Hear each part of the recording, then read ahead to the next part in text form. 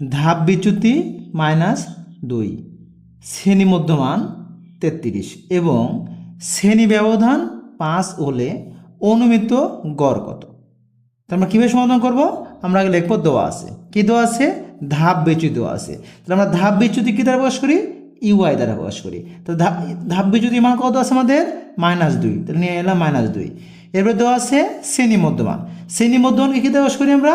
XI দ্বারা। তাহলে শ্রেণী মধ্যমান মান কত আছে আমাদের? শ্রেণী মধ্যমান দেওয়া আছে 33, তাহলে 33 নিয়ে নিলাম। এরপরে কার মান দেওয়া আছে? শ্রেণী ব্যবধান দেওয়া আছে। শ্রেণী ব্যবধানকে কী দ্বারা প্রকাশ করি আমরা? এইচ দ্বারা প্রকাশ করি। তাহলে শ্রেণী ব্যবধান কত দিচ্ছে আমাদের? 5, তো আমরা 5 নিয়ে নিলাম। এখন কী নির্ণয় করতে বলেছে? অনুমিত গড় নির্ণয় করতে বলেছে। তাহলে আমরা কী করবো এখন? সূত্র লিখবো আমরা জানি। তাহলে সূত্রটা কী হবে? আমরা ধাপ বিচ্যুতি নির্ণয়ের সূত্র জানি। আমরা ধাপ বিচ্যুতিকে কী দ্বারা প্রকাশ করি? ইউআই দ্বারা প্রকাশ করি। আর ইউআই সমান কী জানি? এক্সআই মাইনাস এ, নিচে হচ্ছে এইচ। এই এ দ্বারা কি বুঝবো আমরা? এ দ্বারা বুঝবো আনুমানিক গড় বা অনুমিত গড়।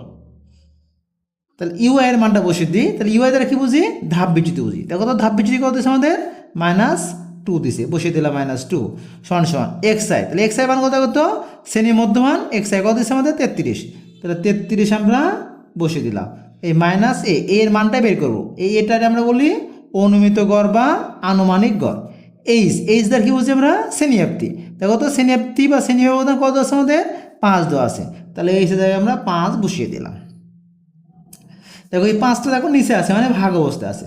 তাহলে ভাগ থাকলে আমরা এই দিক নিয়ে আসলে কী হয়ে যাবে? ভাগ থাকলে এই দিক নিয়ে আসলে গুণ হয়ে যাবে। তাহলে 5 আর 2 গুণ করলে 10 হয়, -10 হয়ে গেল। সমান কত আছে আমাদের? 33।